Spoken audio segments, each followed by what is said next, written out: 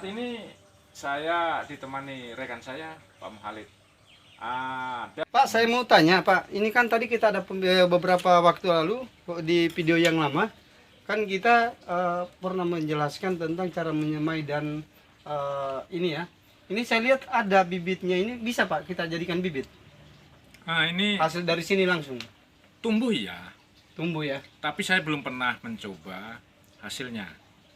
Karena ini sudah tahap cloning kedua, jadi kita perlu uji sebenarnya. Uji coba. Iya. Kalau memang bagus ya silahkan dilanjut, tetapi berdasarkan info dari rekan-rekan lain di Ya. komunitas. Sekarang kita hasil langsung dengan dari Pak panen Sutadi ini di Garden Hidroponik Kendari Part 2. Ya, assalamualaikum Pak Sutadi. Apa kabar Pak? Alhamdulillah. Iya, luar biasa hari ini. Sehat dan semangat. Mantap. NKRI harga mati, tetap berjuang. Bagus. Untuk kemandirian dan perjuangan. Luar biasa. Pak Sutadi, seperti janji kita pada pemirsa kemarin di part 1 masih di Garden Hidroponik Kendari. Ini kita mau masuk di part 2. Part 2 ini apa saja Pak Sutadi yang akan kita jelaskan? Ya. Terima kasih Bapak Ibu, saudara sekalian. Semoga Bapak Ibu terus sehat, panjang umur, dan dicukupkan berkah-berkahnya setiap waktu dan tepat. Amin. Yang kemarin sudah kita lalui adalah penyemaian dan pembibitan. Nah, saat ini yang Bapak Ibu saksikan ini benih melon yang sudah saat ini berumur 6 HST. 6 HST. HST itu apa Pak? Kemarin itu agak HST itu adalah hari selesai tanam. tanam ya. Ya, hari selesai tanam. Nah, ini kita sudah pindah 6 hari yang lalu, dan ini pertumbuhan dari melon di tahap kedua, yaitu sudah mulai masuk di pipa. Nah, ini memang ada yang besar, ada yang kecil. Nah, ini memang dari kondisi alam, cuaca, kemudian nutrisi yang menentukan. Oh, ini yang kemarin kita tanam ya Pak Sutadi? Ya, yang kita semai ya? lalu kita semai. Iya, siap. Nah, ketika sudah seperti ini, maka kita harus melakukan pengamatan setiap hari untuk memperhatikan pertumbuhan ini. Apa saja yang harus kita perhatikan? Yang pertama adalah ketika kita sudah panjang, kalau ini dibiarkan dia akan jatuh. Oleh karena itu kita harus lilit dengan menggunakan alat bantu tali ini. Oh iya iya. Ya, kita lilit supaya dia memanjang ke atas. Di samping itu nanti kita perhatikan, ada yang tumbuh seperti ini, tumbuh dia akan ngikat sendiri dia. Nah, dia akan ngikat ini. Oh, jadi di tahap ini diarahkan dulu Nah, sementara. diarahkan pada jalurnya. Kalau sudah ada jalur, nanti dia akan menyesuaikan diri, namun tetap kita bantu untuk masuknya. Ini sebenarnya Pak, yang kemarin kita bibitkan, yang sekarang ini sudah dalam bentuk ini, sudah ada berapa ribu kira-kira ini Pak? Seluruhnya total yang sementara yang semua? ini kalau luas ini kan hanya 1000. 1000. Tahap pertama ini di 4 jalur ini baru 450. Nah, nanti sisanya di sana 550. Sedang proses penyemaian, Iya. dan kemungkinan penyemaian itu kan 14 hari paling maksimal. Nanti kita pindahkan di sana. Jadi ada jeda. Ada Kalau jeda. kita satu kali panen, takutnya nanti pemasarannya yang kita tidak bisa habiskan, wah, tekor. Jadi pelan-pelan saja, tahap demi tahap. Kalau itu habis, berikutnya bisa kita panen. Pak, sementara kemarin tuh di video tahap pertama kita melalui deskripsi mereka sempat menanyakan bagaimana kalau mereka baru punya niat dan mereka benar-benar pengen mulai dari tahap awal, apa kira-kira langkah apa yang mereka tepat di tahap awal itu sampai mereka bisa minimal ada terbentuk usaha seperti ini tahap awal dulu ini Pak. Ya. Yang pertama saya kira Anda harus tahu persis apa itu melon. Ya, apa itu melon, karakteristiknya, karena banyak jenis melon ya. Sekali lagi banyak jenis melon. Ada yang biasa atau yang premium.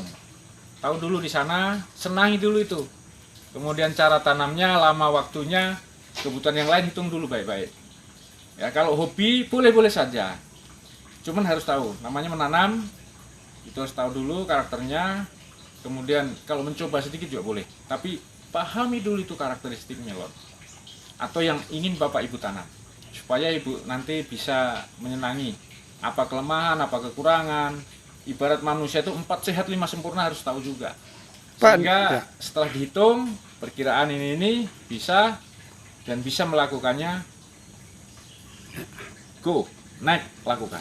Pak, setelah ini ada kemarin juga pertanyaannya bahwa ini untuk mensiasati hasil produksi atau hasil buah yang melimpah seperti apa, Pak? Apakah kita menghubungi pemasoknya atau bagaimana? Karena mereka ada yang sudah pernah melakukan itu tapi produksinya melimpah, dan teknis pemasarannya yang Bapak rekomendasi itu seperti apa nih, Pak, kira-kira? Yang pertama, kita harus bisa menjamin kualitas produk kita.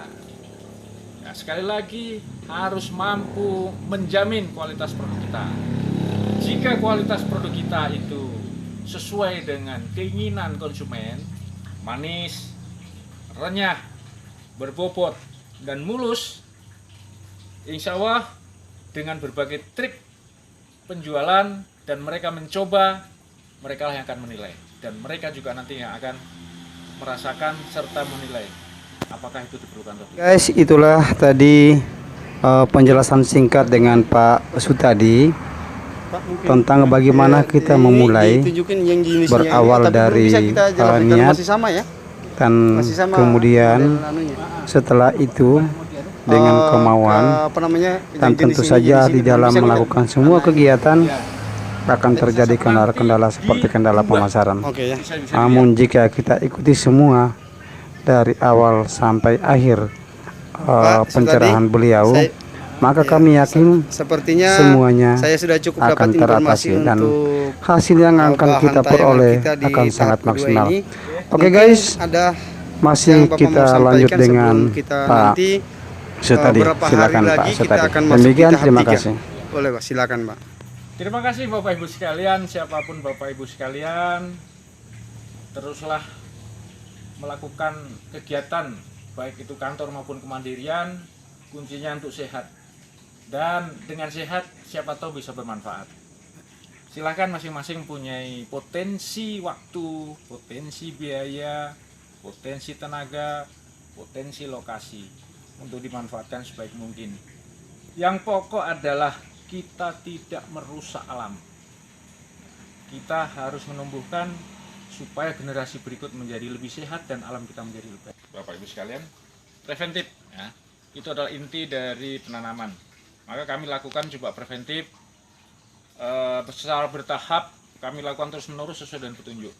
Karena preventif lebih baik daripada mengobati.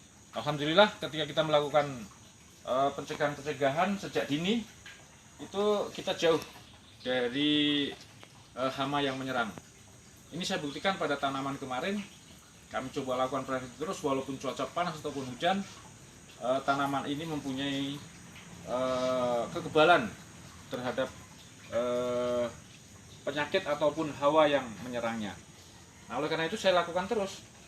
Ataupun obat-obat, mohon maaf kami tidak bisa sebutkan di sini karena di luar sana banyak sekali jenis obat dan sesuai dengan kebutuhan Bapak Ibu sekalian yang berada di lapangan.